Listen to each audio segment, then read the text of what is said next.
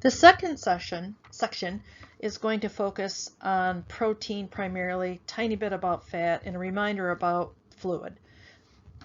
A little bit pullback of what we talked about in chapter 5 primarily. So what do you think about protein needs for endurance athletes? Well, I have to tell you that protein needs used to be only thought to be of importance with resistance training, and we now know that with extended duration exercise in particular and high intensity exercise, that protein does contribute to energy production. It's not a lot, but it is part of the story. And it's especially part of a story as a person becomes more glycogen depleted or if they're not getting sufficient calories. So protein needs have become of importance for these long duration activities, more so in the past 10 years, I would say. And the recommendation right now is 1.2 to 2 grams per kg per day. So you know that the RDA is 0.8, so we're looking at a higher value for our endurance and ultra endurance athletes. So there's a nice example about calculating protein in the textbook, and it starts with a small snippet about an athlete who trains a cross-country skier, trains 3 hours per day, 6 to 7 days per week, is 22 years old and weighs 170 pounds. And the first thing is to determine caloric need. And so to get an example, you want to have an idea about how many calories does he need. And remember, we can calculate his carbohydrates, but we can also calculate his protein. So just as we did with the carbohydrates, you need to first calculate his resting energy expenditure. And we use that calculation, that table 12.1, and find that for a male 10 to 18 years old, his equation is going to be, he's 22, 18 to 30 years old. His equation is going to be identified as 15.3 times his body weight in kgs. So we have to convert his body weight of 170 pounds into kgs and slip it into that equation. Once we have that, we end up getting our resting energy expenditure and get an estimation about what his basic caloric needs are. And then to account for his caloric expenditure due to activity, I like to do a range. 1.6 to 2.4 is the recommended. And again, if we have somebody who's exceptionally active, that's a starting point, and we might need to bump it up a little bit, right? So that math of 1860 times 1.6 and times 2.4 gives us a value of 3,000 to 4,500 calories. So once you have that, you have kind of your range, and then you determine, well, what's his average amount per day? And so we determine the in between that range, and so it's just his low end estimation plus his high end and divided by 2 because you have two values. So that is giving his kind of average caloric intake per day. And then we look at how many hours per week Dave is exercising. And then we look at table 12.3. And his time is, let's see here, 3 hours per day, 6 to 7 days per week. So we're looking at a pretty high range of up to 20 plus hours per week. So we use that value in table 12.3 of the calories times 1.7 and 2.0. And from that, we get a range of grams of protein of 131 to 154. So the value is that then again you get, well, what would that be on an average day? Well, that would be about 143 grams, or 15% of his total calories. So you can utilize, this gives you an idea about a starting point. You can use the percentage, but especially when you've got someone who's training intensely and in training an endurance athlete, utilizing the estimation is a great way to go, those calculations. So should the athlete consume protein before competition? Well, before competition, it's hard. Protein's not nearly as understood. You can do a search in Google Scholar and find some things, but it's pretty young.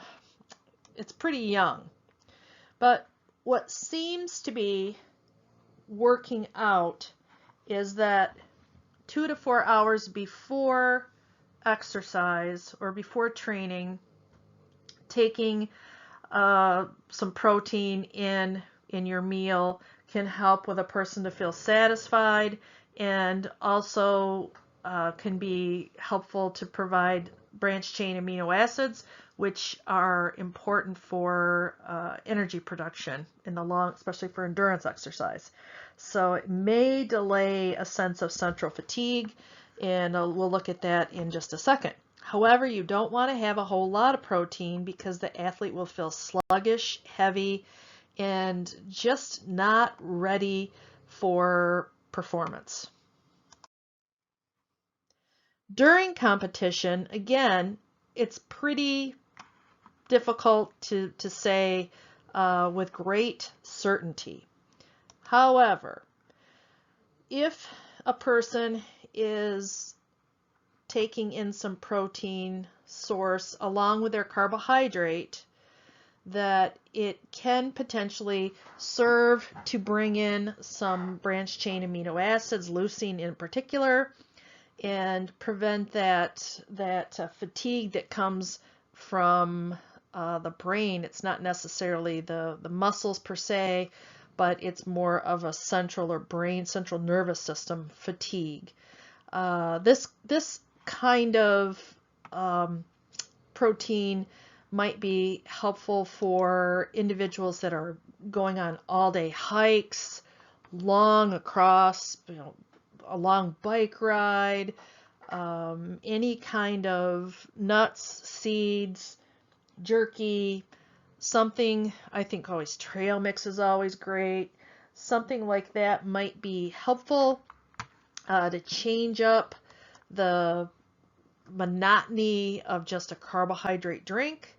It is really not this during competition. It's more hydration and carbohydrate that we're working to maintain, especially for our endurance athletes. And I looked online for some updated work on protein intake during endurance exercise, and it was really studied more in the mid 2000s to 2010. We tend to look more late research on post-exercise. Just a friendly reminder of how branched chain amino acids are associated into energy production, and this is from protein chapter in figure 5, chapter 5. And leucine, isoleucine, and valine are our branched chain amino acids. They go through that deamination process and ultimately can become the either substrates in the citric acid cycle, which is the aerobic cycle, and then ultimately contribute to the big formation of energy, or ATP, in the electron transport chain. So branched chain amino acids are utilized during long-term exercise, and so protein, getting some protein in during exercise may be helpful for that energy production, or to keep the branched chain amino acids available. How it's thought to be associated with central fatigue, and again, this is the fatigue that starts in the brain It's not associated with not having enough glucose, but when those branched chain amino acids normally at rest, you can see in the capillary, you have this TRP, tryptophan, a fatty acid, tryptophan, and then you have these branched chain amino acids really at a high value, a high availability. When you have it at a high availability, it is when you make serotonin, tryptophan is actually converted into 5-HT, which is serotonin in the brain. At rest, we have plenty of branched chain amino acids, and we don't have a lot of tryptophan crossing over. During exercise, you'll see that you have more free fatty acids that are utilized that go up, and also more tryptophan that are in the bloodstream. That tryptophan goes through the crosses over into the blood-brain barrier, gets into the brain, and more is available for conversion for serotonin. And you'll see more serotonin in the exercise brain versus the resting brain. And so the serotonin is that relaxation, I want to lay down, I want to sleep, and it gives a person less drive to continue to push. And so that is that thought of how it's related to central fatigue. I looked in this mechanism was studied in the early 2000s, and it's still a potential explanation of how branched chain amino acids are associated with central fatigue. If you don't have enough, tryptophan crosses over and that fatigue occurs.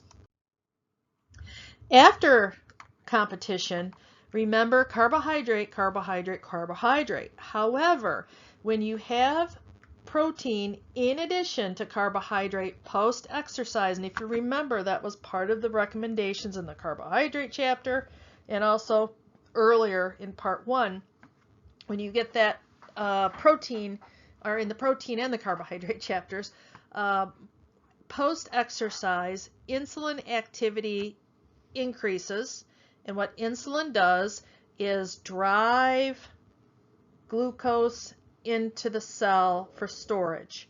Post-exercise, remember, we want to get that carbohydrate available to fill our glycogen stores to be able to be ready for that next workout. And it's especially zooming that first few hours after exercise. Now, if you put protein in with that carbohydrate and have a small amount of protein in there, it actually tunes up insulin activity and will decrease muscle damage, and so accelerate recovery. So it appears that the combination does speed glycogen restoration and amplifies that post-exercise insulin response.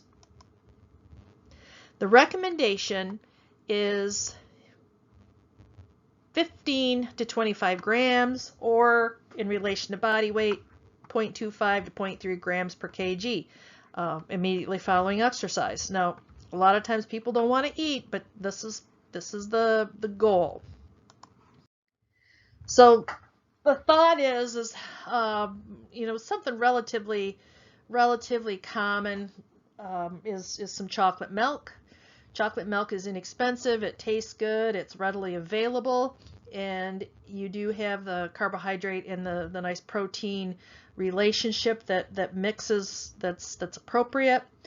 The recommendation for, and this is in the Sports Science at GSSI Web, real interesting work that I've heard at some conferences, is that if you can get sufficient protein with each meal and try to get that protein 20 to 25 grams immediately after exercise, and then 20 to 40 grams of protein prior to sleep. Now what's interesting about that is that it's thought that it does help with the recovery and help with less muscle damage. So another reason why to have protein, but the protein right before bed is also a really great one. Fat. Do you need a lot of fat? Well, we don't use probably fat stores. There's such a large fat store that we don't necessarily worry about refilling that fat store. The recommendation is 20 to 35. We have that range because we might need more carbohydrate and more protein depending on where somebody is in their training schedule in relationship to their performance.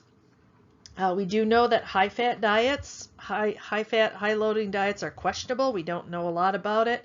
If you're a keto person, then I'm still going to tell you that carbohydrates are really preferred. High-fat diets slow digestion. They make people feel really fatigued, heavy, and there's an increased risk for cardiovascular disease. So immediately prior or during exercise, not really beneficial. The only thing that with fats that has been relatively promising was medium chain triglycerides. They are triglycerides that are between 6 to 12 carbons. You can buy them, and they have been shown to potentially be associated with weight loss, but not a big weight loss. You can get it naturally in foods, in coconut oil, palm kernel oil, dairy products, milk, yogurt, cheese. The thing that medium chain MCTs are known for is that they are digested differently, absorbed immediately, they bypass the liver, and they're less likely to be stored as fat. But there's just really not enough convincing information about them, and it sometimes causes individuals to perform no better and to have a lot of GI distress. Post-exercise, we really want to focus primarily for endurance athletes, carbohydrates, and get that protein in. We really want to focus on just having a small amount of fat, but not a predominant. There's really no predominant need. Our goal is to get those glycogen stores back, and with that we want to increase our insulin sensitivity, which the exercise session will do, and also get a little protein. That helps too. There are going to be some additional needs. What happens with endurance exercise, whether or not it's cold outside, the person is going to generate heat. The way to get rid of heat is through sweat. Sweating is going to potentially alter some minerals, sodium and potassium in particular, calcium loss, iron perhaps, B complex, C and E. Those are our primary vitamins that are going to be of interest. I'm going to show you something else as well, but we're looking at foods that are going to have the sodium, the potassium, soups, pretzels, as the citric, the vitamin C in fruits and bananas, where we're going to have your potassium. And table 12.4 is a nice summary about those vitamins that are needed and where you can get them. And if you can get them in your meals and snacks, it's the best. And rather than taking a lot of doses, because they're going to have side effects with some of these vitamins. It either could be they're either just wasted, being urinated, or they might be fat soluble, and if you eat a lot over a long period of time, could be problematic. I don't think there's a way to eat too many strawberries and get an overload of vitamin E. There's not a tremendous amount in them, but that's, for example, one of the sources of vitamin E.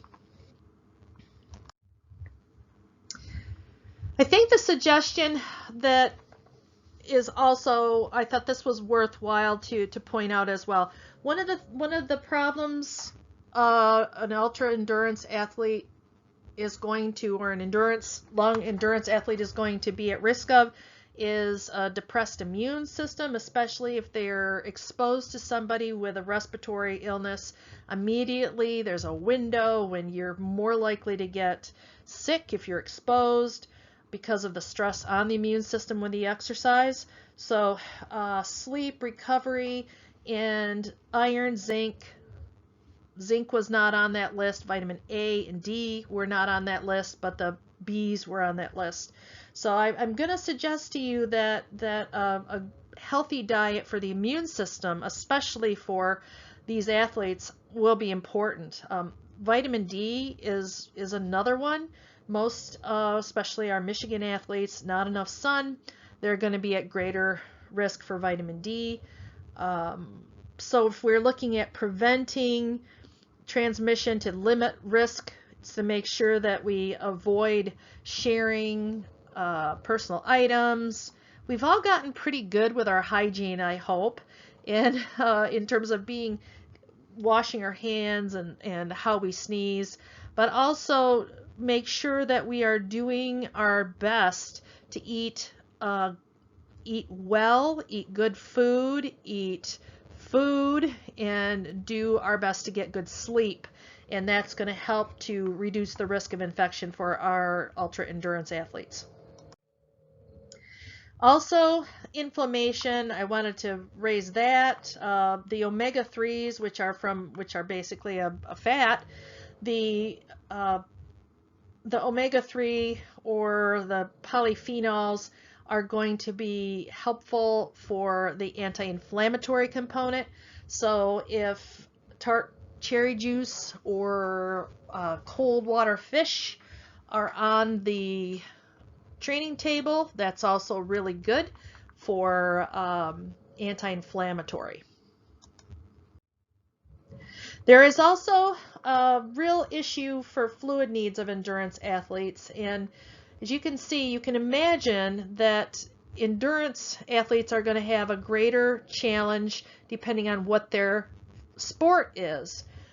We know that it's very critical. You've had an opportunity to calculate sweat rates, and we want to already determine what a person's fluid needs are. We want them to maintain their weight. We want to practice their hydration strategies. We want to determine what's tolerable, and remember, it's start early and stay consistent. Here's an example. I know I got this from the textbook. I mean, this is a cold water athlete, but it's also drinking in the water is really rough, and so it's easier to drink when you are on a bike than if you're running, but you want to just train and have cold water that does empty faster than warm water. Or fluids, I should say fluids, because we're not going to be drinking just plain water. There is a practice always to make sure that you're carrying a bottle of water. That helps with hydration.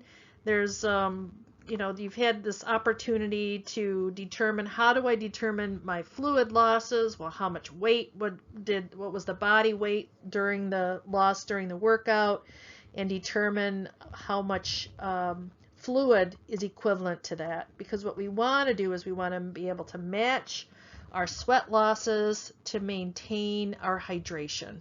And this ride across Indiana or ride across Michigan, those are very stressful events and require a tremendous amount of planning. For endurance athletes, the logistics, there's some great guidance for ultra endurance activities in the textbook. There are problems with sufficient calories, staying hydrated, the feasibility of eating, what makes sense, what can be tolerated, how to maintain electrolytes, how to keep food safe. There's just a tremendous amount of consideration that needs to be taken into thought, and a registered dietitian is going to be a great resource for that.